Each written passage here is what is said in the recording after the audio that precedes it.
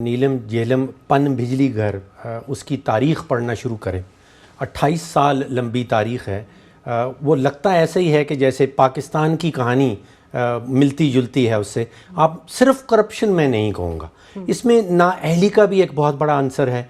और ये नाअहली और करप्शन को जब आप जोड़ दें तो फिर ये हाल होता है जो नीलम झेलम का हुआ या जो पाकिस्तान का हो रहा है। आया साहब अंदाज़ा कीजिए कि 28 साल का तामीर का दौरानिया या प्लानिंग का दौरानिया 28 साल पहले से ये शुरू हुआ है और इसकी जो एक्सपेक्टेड लाइफ है, जो कुल ज़िंदगी एक्सपेक्ट की, वो 30 साल है। मतलब आप 28 साल गुजार दिए आपने इसको बनाने में और ये आपको यूज़फुल लाइफ देगा एक 30 साल की। अब जो तनकीद बनती है वो सिर्फ एक हुकूमत की नहीं बनती।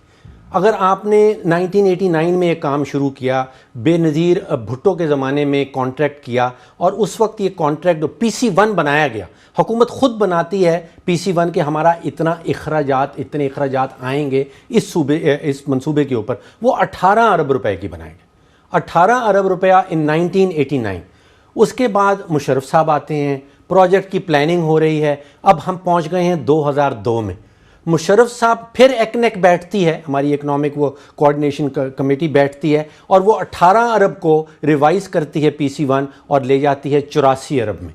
अब आप सोच लिए कि 2002 से कितने अरसे 2008 तक मुशर्रफ साहब रहे। उसके बाद जब 2000 फिर बीच में ज़रदारी साहब आ गए। अब 2013 में जून 5 को शायद हलफ उठाया हमारे वज़ीर आज़म ने, जुलाई में इस मंसूबे का जो PC1 है उसको तीसरी या चौथी मरतबा रिवाइज़ किया जाता है। अब इसी हुकूमत के दौरान ये 84 अरब से पहुंचता है 274 अरब पे। अब अंदाज़ा कीजिए, शुरू हुआ है 18 अरब से, इसी हुकूमत के दौरान वो रिवाइज़ हुआ है 274 अरब पे।